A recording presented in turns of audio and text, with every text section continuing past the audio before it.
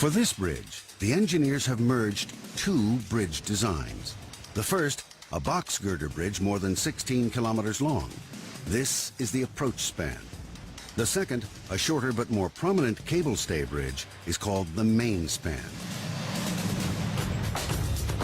To get this sea-crossing bridge exactly right will require skilled coordination between two construction teams, China Harbor Engineering Company, or CHEC, from China, and UEM builders from Malaysia. 在项目合作的初期，确实有过很多的争论和争吵。 And the Malaysian government has set up a special company to manage the massive project. Dr. Ismail Mohammed Taib is the man in charge. We have to be the referee all the time. We have to mediate to ensure that what they do must be beneficial for the overall completion of the job. Ismail 先生呢，他非常严肃，要求也很高。 CHEC is in charge of the bridge's foundation, called the substructure. Over 5,000 piles driven below the seafloor and 586 piers. The superstructure for the approach span is UEM's job. Over 8,000 concrete box girders joined together to form the road deck. This is one of the unique construction in the world where the split is horizontal.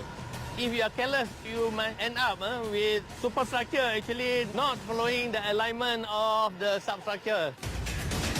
The CHEC crew alone will build the cable stay bridge. For the substructure here, the team will bore 120 meters into bedrock, some of the deepest bridge foundations in the world. For its superstructure, they will anchor 144 cables to the road deck and string them through pylons that rise 90 meters in the air. Located at the deepest section of the Penang Strait, this is also the highest point of the bridge, with a 30-meter clearance to allow ship passage below. But here, it's also the greatest danger of a ship collision. And without protection, an accident here could weaken the bridge, with possible catastrophic results. To safeguard the pylons, the pile caps that form their base are built with giant steel fenders, packed with formwork and a special concrete that can repel saltwater's corrosive effects. For our pile cap construction, the volume is up to 2,500 tons. It requires huge volume of concrete at one time. To get that much concrete out at sea, the crew brings in their own floating concrete factory. It operates continuously for over 3 days straight.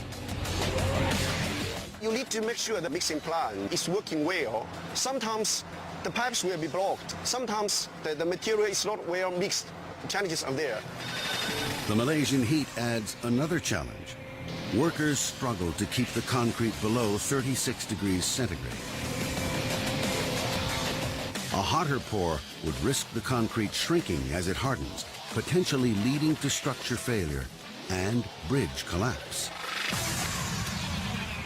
To battle soaring temperatures, bags and bags of ice are brought to the batching site to cool the water for the concrete mix.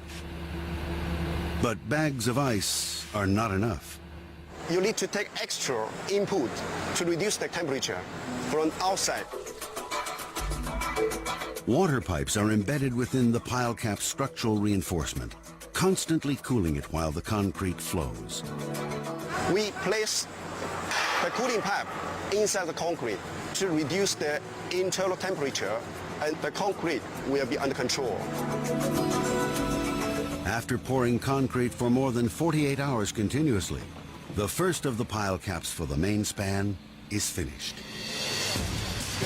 While Jason and the CHEC team focus on the bridge's cable stay main span, the UEM crew on land are building the box girders that will form the road deck for the long stretch across the sea. A vast prefabrication factory reaching as far as the eye can see is set up to produce thousands of box girders. Building more than 8,000 segmental box girders is not an easy task. We set up this factory with all the equipment and it covers about 50 acres, which is more than 50 football fields. Each box girder begins with 6 tons of rebar, cut and tied together into a frame.